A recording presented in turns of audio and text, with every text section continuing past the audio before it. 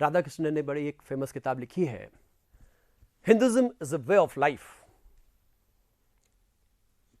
Religion में नियम होते हैं, निश्चित नियम होते हैं, जबकि हिंदुइज्म जिसको आप कहते हैं उसमें नियम तो हैं, लेकिन कोई जरूरी नहीं है कि सारे उन नियमों को फॉलो किया जा रहा है। इस्लाम में आपको 5 वक्त की नमाज अदा करनी पड़ेगी, नमाज अदा तो करनी पड़ेगी, जो नियम बनाए गए हैं उन नियम को फॉलो करना पड़ेगा, रूल्स रेगुलेशन जो उनको फॉलो करना पड़ेगा। Christianity is a religion, Islam is a religion, लेकिन हिंदू धर्म के लिए कहा गया ये धर्म है, क्योंकि यहां बहुत तरह का बहुदेववाद आया। इस प्रकार से हमें इतने स्वरूप हमको ये दिखाई देते हैं, क्या समझने के, इतिहास को समझने के, और स्पेशली इस पूरी दुनिया के इतिहास को समझने के। अब हम थोड़ा सा इसके बारे में और देख लें। मानव का जो धर्म है, मानव की का जो जीवन है, उसको 4 भागों में बांटा गया।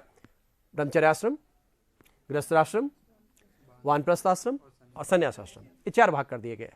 नॉर्मली आपके और हमारे जब हम सामान्य अपने जीवन की बात करते हैं तो आप कहते हैं कि ये बचपन का काल है, ये यंग एज है और ये ओल्ड एज है। नॉर्मली हमारा कहने का तरीका ये होता है, लेकिन जब ऐसे ही हम इतिहास को पढ़ने और समझने की बात करते हैं कि ये जो मानव है, इस मानव की दुनिया, इस मानव की लेंथ, ये कब से चला आ रहा है, कब से है और आज इसको कहां जाना है, तो ये करने के लिए हमको कोई क्लासिफिकेशन करना पड़ता है।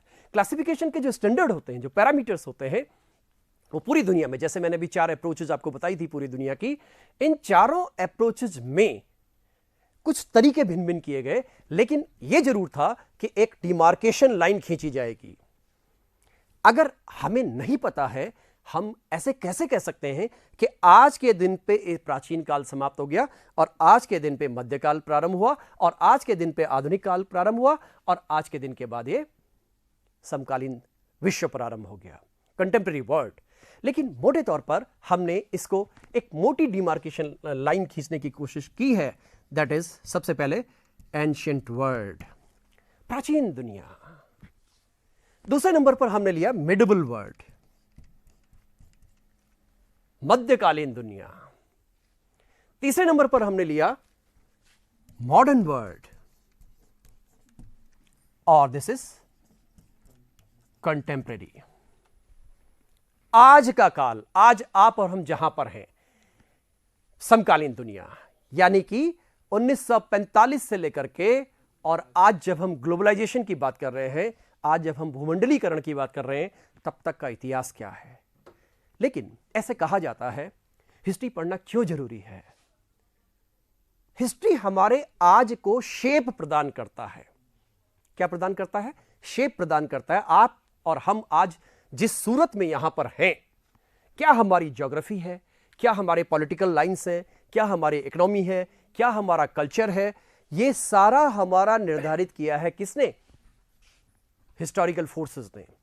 ऐतिहासिक जो फोर्सेस थे, उन फोर्सेस ने हमें निर्धारित किया है। हमें हिंदू किसने बनाया? हमें मुसलमान किसने बनाया? हमें भारतीय किसने बनाया? इसके पीछे कोई फोर्स काम कर रहे थे। उन फोर्सेस का अध्ययन भी हम हिस्ट्री में करते हैं। ये जब एंशिएंट वर्ल्ड की बात करते हैं, मैं कुछ बातों को यहां पे लिख रहा हूं। एंशिएंट वर्ल्ड, ये जब एंशिएंट वर्ल्ड की बात आती है तो इसमें आप लोगों ने सबने सुना होगा कि जब मानव का उद्भव विकास हुआ, साइंस के लोगों की जब हम बात करते हैं तो ऐसा माना जाता है कि जो जीव की उत्पत्ति हुई है, वो जीव की उत्पत्ति एक कोशिकीय प्राणी से हुई है। आप और हम सब इस बात को समझते हैं। एक कोशिकीय प्राणी से बहुकोशिकीय प्राणी की ओर जीव का विकास हुआ है, और उसके बाद में मैमल्स का विकास हुआ, और लास्ट में हम इवोल्यूशन ऑफ ह्यूमन की बात करते हैं। Human, evolution of man. यहां से हम इतिहास को देखना शुरू करते हैं। This is called pre history part of human. सबसे पहले कैसे रूप था हमारा? ये वो काल है जब हमारे पास खाने पीने को कुछ भी नहीं था, भटकते थे जंगल में, कंद मूल फल खाते थे, कपड़े नहीं थे, शेल्टर नहीं था, रहेंगे कहां? लाखों साल तक आदमी ऐसा रहा। आप लोगों ने सुना होगा कि मानव की मां, आजकल तो इसको department of science and technology US ने भी इसको कंफर्म किया है कि जो मानव की मूल मां है, मानव की जो मूल मां है, वो मूल मां अफ्रीका से आई। अभी मैंने आपको अफ्रीका का मैप दिखाया था, अफ्रीका से इसका प्रवाह हुआ। आप देखेंगे जब हम फिजियोलॉजिकली देखते हैं, जब हम शारीरिक बनावट देखते हैं, तो शारीरिक बनावट में आप देखेंगे कि इंडियंस का कलर कुछ और है, उनके फिजिकल फीचर्स कुछ और है, यूरोपियंस के फिजिकल फीचर्स कुछ और है, और अफ्रीकन के फिजिकल फीचर्स कुछ और है। ये जो परिवर्तन हमें दिखाई देता है, ये परिवर्तन हमें ह्यूमन के इवोल्यूशन को इंगित करता है। इसलिए सबसे पहले जो शब्द आता है, उस व्यक्ति को हमने नाम दिया था ऑस्ट्रेलोपिथेकस अफ्रीकैनस। क्या नाम दिया? ऑस्ट्रेलोपिथेकस अफ्रीकैनस। यहां से नामकरण की प्रक्रिया शुरू हुई। अक्सर हम सुनने में देखते हैं कि बोला जाता है कि मानव, आप और हम बंदर की संतान हैं, लेकिन हम बंदर की संतान बिल्कुल नहीं है, हम कपी की संतान हैं। हमारे पूर्वज कपी हुआ करते थे, बंदर नहीं। बंदर हमारे पूर्वज नहीं रहे। प्राइमेट्स बोलिए उसको, या उसको एप्स बोलिए, उनकी संतानें हैं। वहां से हमारा विकास हुआ है। वहां से हम फोरपीडल से, चतुष्पदीय प्राणी से, दो पैरों पर खड़े होना हमने सीखा। जब आदमी ने दो पैरों पर खड़ा होना सीख लिया तो उसको इरेक्टस कहा गया, सीधे खड़े होने वाला। इरेक्टस का मीनिंग होता है सीधे खड़े होने वाला मानव। और धीरे धीरे आज के मानव को हम कह रहे हैं that is called Homo sapiens sapiens. Homo sapiens sapiens. इसका आधार यह है कि हमारे पास एक कैपेसिटी होती है, ब्रेन की कैपेसिटी। इस ब्रेन की कैपेसिटी में एक शब्द आता है जिसको बोलते हैं हम क्रेनियल कैपेसिटी। क्रेनियल कैपेसिटी, आप लोगों ने नाम सुना होगा क्रेनियल कैपेसिटी का। मानव जैसे जैसे प्रगति करता चला गया, उसकी क्रेनियल कैपेसिटी बढ़ती चली गई। आप और हम सब इस बात को अक्सर देखते हैं कि हर जनरेशन अगली जनरेशन के लिए कहती है कि आजकल के बच्चे बहुत इंटेलिजेंट हैं। ये सच में भी है या ऐसे ही कह रहे हैं? ये सच में है। इसका कारण यह है, आप लोगों ने टेक्निकली भी देखा होगा कि यूनिवर्सिटी कॉलेज के बच्चे, जिसमें आप लोग हैं, यूनिवर्सिटी कॉलेज के बच्चों की तुलना में जो 14-15 साल का लड़का लड़की है, वो मोबाइल और कंप्यूटर पे ज्यादा फास्ट काम करेगा, उसका दिमाग ज्यादा तेज चलेगा। ये टेक्निकली ऐसा होता आया है, पीछे से ऐसा हो रहा है। उसके कारण सोशियोलॉजी का कारण है, उसके कारण लाइफ साइंस के कारण है। उन कारणों के पीछे न जाकर के मैं कुछ और बात लूं। उसके बाद आई नदियां। मानव ने धीरे धीरे नदियों के आसपास में बसना शुरू किया, इसलिए इन सारी सभ्यताओं को हमने नाम दे दिया रिवर वैली सिविलाइजेशंस। जैसे नदी घाटी की सभ्यता की जब बात करते हैं, नील नदी की सभ्यता, सिंधु घाटी की सभ्यता, चीन की सभ्यता। चीन में यांगटे से यांग नदी थी, वांगुन नदी थी। मेसोपोटामिया की सभ्यता, दसला फरात की नदी। ये जितनी नदियां थी, ये बहुत स्वाभाविक सी बात है कि हमारी जो पहली नीड है, प्राइमरी नीड, खाने से भी पहले, वो है पानी। क्योंकि हमारी बॉडी का मैक्सिमम परसेंटेज, अभी थोड़ी देर पहले मैंने आपको बताया था, ये बड़ी अजीब सा साम्यता है कि जैसे इस धरती में 71% पानी है, वैसे हमारे शरीर का भी अधिकांश भाग पानी है। अगर हमारी बॉडी में पानी की कमी होती है तो एक स्थिति यह आएगी कि हमारी मृत्यु हो सकती है। तो रिवर वैली सिविलाइजेशन में ऐसी जगहों पर सभ्यताओं का विकास हुआ जहां नदी थी, जहां पानी था। इसके उपरांत सबसे इंपॉर्टेंट चीज जिस सामने आई, जिसके बारे में हम अक्सर सुनते और पढ़ते हैं, एक का नाम हम देंगे, दैट इज ग्रीक सिविलाइजेशन, और दैट इज नेक्स्ट है रोमन सिविलाइजेशन। ये सबसे इंपॉर्टेंट पार्ट है प्राचीन विश्व के। आजकल अगर आप हॉलीवुड की मूवी देखें तो वहां पर हमारे आईआईटीज भी आजकल ऐसे काम कर रहे हैं, कैसे दिखाया जाए कि आज से 2000 साल पहले वहां की दुनिया कैसे थी, वहां के स्ट्रक्चर कैसे थे, वहां के मकान कैसे थे, वहां की बिल्डिंग्स कैसे थी, वहां का वॉरफेयर कैसा था। तो डिफरेंट तरह से टेक्निकली इसको डेवलप किया जाता है। और हमने ग्रीक सिविलाइजेशन और रोमन सिविलाइजेशन, दो सिविलाइजेशन की बात की, और ये सिविलाइजेशन हमारे पूरे यूरोपियन कल्चर का आधार बनती है। आज आप और हम जो यहां तक कि बीएससी एमएससी में भी जो पढ़ते हैं, उसके जो टर्म्स हैं, आप अक्सर देखेंगे जंतु विज्ञान का पिता कौन, वनस्पति विज्ञान का पिता कौन?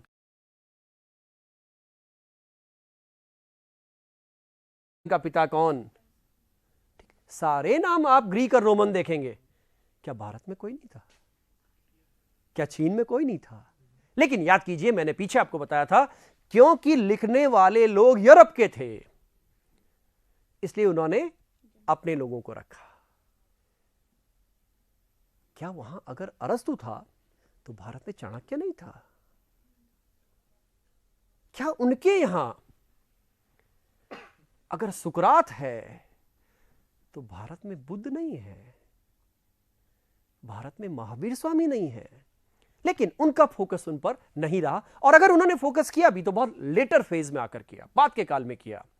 तो यहां पर ये एंशिएंट वर्ल्ड में ये 3-4 बातें हम लेते हैं, जिसमें हम पूरी दुनिया इसमें लेंगे, हम इसमें चाइना भी लेंगे, इसमें अफ्रीका भी लेंगे, इसमें ये ग्रीक और रोमन सिविलाइजेशन भी लेंगे। ये सारे पार्ट हमारे क्या आते हैं? पूरे के पूरे एंशिएंट वर्ल्ड में आता है, सारा का सारा। इसके बाद ये लगभग टाइम हमारा 5th AD तक है, 5वीं शताब्दी ईस्वी तक। और इस समय तक दो बातें, एक बात और वेरी इंपॉर्टेंट डेवलप हुई, वो है रिलीजन के मामले में। रिलीजन, दो रिलीजन बड़े इंपॉर्टेंट यहां पर डेवलप हुए हैं। एक को हम ज्यूज बोलते हैं, यहूदी धर्म, और एक को हम क्रिश्चियनिटी बोलते हैं, यानी ईसाई धर्म। यह बड़े आश्चर्य की बात है कि जिसको हम यरूशलेम बोलते हैं, फिलिस्तीन के एरिया में जो था, वहां से दुनिया के 3 सबसे महत्वपूर्ण धर्मों का उदय हुआ। नंबर 1 यहूदी, नंबर 2 क्रिश्चियनिटी यानी कि ईसाईयत, और नंबर 3 इस्लाम। यही कारण था कि इसके लिए तब से लेकर आज तक संघर्ष ही संघर्ष है।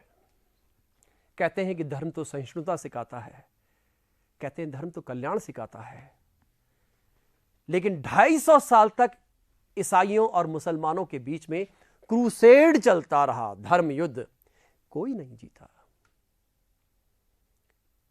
पिछले 80-90 साल से इजराइल और आसपास के मुस्लिम देशों के बीच में संघर्ष है, टेररिज्म है, रिजल्ट अभी तक नहीं आया है।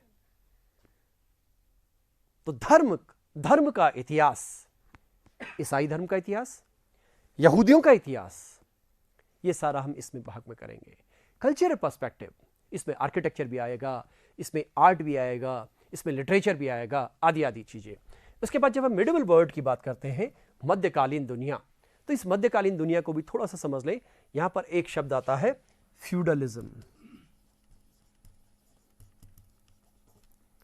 Feudal approach. यहां पर आप लोगों ने सुना होगा, हम एक चीज की बात करते हैं, एक बहुत ही इंपॉर्टेंट धर्म आया जिसको हम कहते हैं इस्लाम। ये इस्लाम एक नए तरह का धर्म उभर कर सामने आया, जो कि 7वीं शताब्दी में आया।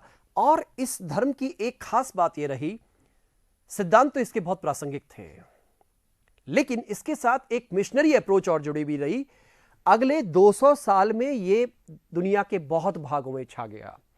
अगर हम बात करें इस्लामिक दुनिया की, तो आप देखेंगे कि ये इस्लामिक दुनिया शुरू तो यहां से हुई थी, अरब प्रायद्वीप से, लेकिन अगले 200 सालों में लगभग 711-12 तक ये इस्लाम, ये स्पेन वाला पार्ट आपको दिखाई दे रहा है, आप देखिए कहां से कहां पहुंच गए हैं। यहां से लेके पूरा यहां तक, यूरोप तक, एशिया माइनर यानी टर्की तक, पूरा अरब, अफगानिस्तान, भारत, ये जितना पार्ट आपको दिखाई दे रहा है, सब जगह तक धीरे धीरे धीरे धीरे ये फैलता चला गया।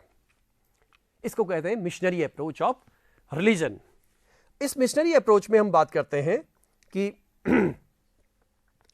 ईसाईयत की और इस्लाम की, इन दोनों के बीच में लड़ाई होना फिर स्वाभाविक था। मोटे तौर पर यह बोला जाता है कि धर्म हमें नैतिकता सिखाता है, धर्म हमें सहिष्णुता सिखाता है, लेकिन इन दोनों के बीच में संघर्ष हुआ, जिसको मैंने क्रूसेड्स के रूप में कहा। और पूरे यूरोप से लेकर के इस पार्ट में योद्धा लड़ने आते थे। पूरे लगभग 250 साल तक ऐसा चलता रहा। आप सोचिए, मानव की एज कितनी होती है? 80 साल, 60 साल, 100 साल। हमारी उम्र से बहुत ज्यादा, एक नहीं 4-4 पीढ़ियां युद्ध में निकल गई, 6-6 पीढ़ियां युद्ध में निकल गई, और युद्ध का कोई निष्कर्ष नहीं रहा। इस प्रकार से जब हम मिडिवल वर्ल्ड की बात करते हैं तो एक बात और आई मध्यकाल में इसको, हां यह बात यहां पर अच्छी तरह समझ लें, ये जो मध्यकालीन दुनिया है इसके लिए स्वयं इन्होंने लिखा हुआ है this is dark age of history. ये खुद कह रहे हैं, हम नहीं कह रहे। ये अंधकार का युग है इनका खुद का, हमारा नहीं है, इनका ही खुद का डार्क एज है। और हमारे यहां पर जब हम डार्क एज की बात करते हैं तो भारत में डार्क एज नहीं रहा, उनके यहां डार्क एज रहा। और यहां पर जो व्यापार वाणिज्य था उसमें भी गिरावट आती है, इनके यहां फ्यूडलिज्म आता है और ऐसी चीजें थी जो कि जिनको समृद्धि हम नहीं कह सकते, जिनको क्वालिटेटिव लाइफ हम नहीं कह सकते। इसलिए लगभग इसका टाइम हम लेंगे 5th AD से लेकर के लगभग 15th 16th AD तक, ये मध्यकाल है। 16th AD से लेकर के और लगभग 1947 तक मॉडर्न एरा है, और 1947 के बाद से लेकर के आज तक का इतिहास हम कंटेम्प्रेरी वर्ल्ड में पढ़ रहे हैं। इसको एक एक करके देखते जाइए। मॉडर्न वर्ल्ड की शुरुआत होती है कहां से? जहां से हम साइंस को जानते हैं, पुनर्जागरण, धर्म सुधार, growth of scientific ideas, growth of scientific idea जिसको इनलाइटनमेंट बोला गया। ये सारी चीजें जहां से शुरू हुई वहां से कंसेप्ट ऑफ मॉडर्न मैन। ये मॉडर्न मैन कौन है? इस मॉडर्न मैन की शुरुआत ये 15वीं 16वीं शताब्दी में हो रही है। और जितने तरह के परिवर्तन, क्वालिटेटिव परिवर्तन हो सकते हैं, आप देखेंगे कि इससे पहले यूरोप बिल्कुल हावी नहीं था दुनिया में। खास करके यूरोप के वो भाग, फ्रांस है, इंग्लैंड है, स्पेन है, ये दुनिया में हावी नहीं थे, लेकिन धीरे धीरे ये सारे हावी होते चले गए। एक बहुत बड़े पॉलिटिकल साइंस ने उस जमाने में कहा था, साइंटिस्ट ने कहा था कि आने वाले समय में जो देश समुद्र पर राज करना सीख जाएगा वो इस पूरी दुनिया को जीत लेगा। उस साइंटिस्ट की भविष्यवाणी सत्य हुई। और जिसने इंग्लैंड, खुद इंग्लैंड ने मैरीटाइम एक्टिविटीज में एक्सपर्टीज कर ली, सामुद्रिक गतिविधियों में उसने पारंगतता प्राप्त कर ली। इसलिए क्या हो गया? इसलिए वो देश कहां पहुंच गया? ऐसा कहा गया कि उस देश महारानी के राज्य में सूर्य का अस्त कभी नहीं होता है। इतना बड़ा साम्राज्य हो गया, जहां आप देखेंगे वहां साम्राज्य है उनका, पूरब से लेकर के पश्चिम तक, दक्षिण अमेरिका तक, कनाडा, यूएसए, हिंदुस्तान, सिंगापुर, सब जगह तक उनका राज्य स्थापित हो गया। इंग्लैंड तो था ही था। इस तरह से मॉडर्न एज की बात करते हैं। और इसी प्रकार से जब वर्ल्ड वॉर आया तो वर्ल्ड वॉर, जो युद्ध है, युद्ध कभी भी अच्छे के लिए नहीं होता है। युद्ध हमेशा संहार पैदा करता है। लेकिन यह प्रकृति का नियम है। यह बात कुरान में भी आती है, यह बात श्रीमद् भगवद गीता में भी आती है कि अगर विध्वंस होगा तो निर्माण के नए रास्ते खुलेंगे। इन दो विश्व युद्धों में दुनिया बर्बाद हुई, लेकिन जितने सिद्धांत चले आ रहे थे, जितनी सोच चली आ रही थी, उन सारी सोच में परिवर्तन हो गया। आपको सुनकर के अजीब लगेगा, केवल एक हिटलर जैसे व्यक्ति ने 59 लाख यहूदियों को मार दिया, जिसको कहा जाता है होलोकास्ट, गैस चैंबर में डाल दिया। इसलिए यहां पर यह बात आती है कि इतने विध्वंस के बाद एक नई चीज डेवलप होगी। वही एक यहूदी है जिसका आप सब लोग नाम जानते हैं, आइंस्टाइन, जिसने एक तरफ दुनिया को बर्बाद कर दिया, दूसरी तरफ दुनिया को आबाद कर दिया, एटॉमिक एनर्जी। तो इस विध्वंस में रचना भी है और विध्वंस भी है। आज हमारे आज लगभग सभी लोगों, अधिकांश लोगों के पास मोबाइल फोन रहता है। सैटेलाइट कम्युनिकेशन का असर है। इस सैटेलाइट कम्युनिकेशन के संदर्भ में रोनाल्ड रीगन ने एक कंसेप्ट दिया था, ये कंटेम्प्रेरी वर्ल्ड की बात कर रहा हूं मैं, स्टार वॉर्स।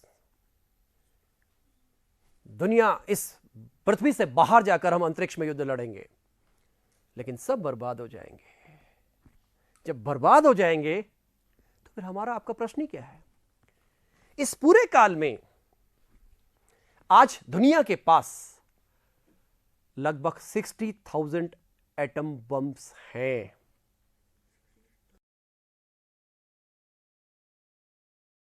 देखेंगे, क्या भारत में कोई नहीं था? क्या चीन में कोई नहीं था? लेकिन याद कीजिए, मैंने पीछे आपको बताया था, क्योंकि लिखने वाले लोग यूरोप के थे, इसलिए उन्होंने अपने लोगों को रखा। क्या वहां अगर अरस्तु था तो भारत में चाणक्य नहीं था? क्या उनके यहां अगर सुकरात है तो भारत में बुद्ध नहीं है? भारत में महावीर स्वामी नहीं है? लेकिन उनका फोकस उन पर नहीं रहा, और अगर उन्होंने फोकस किया भी तो बहुत लेटर फेज में आकर किया, बाद के काल में किया। तो यहां पर ये एंशिएंट वर्ल्ड में ये 3-4 बातें हम लेते हैं, जिसमें हम पूरी दुनिया इसमें लेंगे, हम इसमें चाइना भी लेंगे, इसमें अफ्रीका भी लेंगे, इसमें ये ग्रीक और रोमन सिविलाइजेशन भी लेंगे। ये सारे पार्ट हमारे क्या आते हैं? पूरे के पूरे एंशिएंट वर्ल्ड में आता है, सारा का सारा। इसके बाद ये लगभग टाइम हमारा 5th AD तक है, 5वीं शताब्दी ईस्वी तक। और इस समय तक दो बातें, एक बात और वेरी इंपॉर्टेंट डेवलप हुई, वो है रिलीजन के मामले में। रिलीजन, दो रिलीजन बड़े इंपॉर्टेंट यहां पर डेवलप हुए हैं। एक को हम ज्यूज बोलते हैं, यहूदी धर्म, और एक को हम क्रिश्चियनिटी बोलते हैं, यानी ईसाई धर्म। यह बड़े आश्चर्य की बात है कि जिसको हम यरूशलेम बोलते हैं, फिलिस्तीन के एरिया में जो था, वहां से दुनिया के 3 सबसे महत्वपूर्ण धर्मों का उदय हुआ। नंबर 1 यहूदी, नंबर 2 क्रिश्चियनिटी यानी कि ईसाईयत, और नंबर 3 इस्लाम। यही कारण था कि इसके लिए तब से लेकर आज तक संघर्ष ही संघर्ष है। कहते हैं कि धर्म तो सहिष्णुता सिखाता है, कहते हैं धर्म तो कल्याण सिखाता है, लेकिन 250 साल तक ईसाइयों और मुसलमानों के बीच में क्रूसेड चलता रहा, धर्म युद्ध, कोई नहीं जीता। पिछले 80-90 साल से इजराइल और आसपास के मुस्लिम देशों के बीच में संघर्ष है, टेररिज्म है, रिजल्ट अभी तक नहीं आया है। तो धर्म का इतिहास, ईसाई धर्म का इतिहास, यहूदियों का इतिहास, ये सारा हम इसमें भाग में करेंगे। कल्चरल पर्सपेक्टिव, इसमें आर्किटेक्चर भी आएगा, इसमें आर्ट भी आएगा, इसमें लिटरेचर भी आएगा, आदि आदि चीजें। उसके बाद जब हम मिडिवल वर्ल्ड की बात करते हैं, मध्यकालीन दुनिया, तो इस मध्यकालीन दुनिया को भी थोड़ा सा समझ लें। यहां पर एक शब्द आता है फ्यूडलिज्म, फ्यूडल अप्रोच। यहां पर आप लोगों ने सुना होगा, हम एक चीज की बात करते हैं, एक बहुत ही इंपॉर्टेंट धर्म आया जिसको हम कहते हैं इस्लाम। ये इस्लाम एक नए तरह का धर्म उभर कर सामने आया, जो कि 7वीं शताब्दी में आया। और इस धर्म की एक खास बात यह रही, सिद्धांत तो इसके बहुत प्रासंगिक थे, लेकिन इसके साथ एक मिशनरी अप्रोच और जुड़ी भी रही। अगले 200 साल में ये दुनिया के बहुत भागों में छा गया। अगर हम बात करें इस्लामिक दुनिया की, तो आप देखेंगे कि ये इस्लामिक दुनिया शुरू तो यहां से हुई थी, अरब प्रायद्वीप से, लेकिन अगले 200 सालों में लगभग 711-12 तक ये इस्लाम, ये स्पेन वाला पार्ट आपको दिखाई दे रहा है, आप देखिए कहां से कहां पहुंच गए हैं। यहां से लेके पूरा यहां तक, यूरोप तक, एशिया माइनर यानी टर्की तक, पूरा अरब, अफगानिस्तान, भारत, ये जितना पार्ट आपको दिखाई दे रहा है, सब जगह तक धीरे धीरे धीरे धीरे ये फैलता चला गया। इसको कहते हैं मिशनरी अप्रोच ऑफ रिलीजन। इस मिशनरी अप्रोच में हम बात करते हैं कि ईसाईयत की और इस्लाम की, इन दोनों के बीच में लड़ाई होना फिर स्वाभाविक था।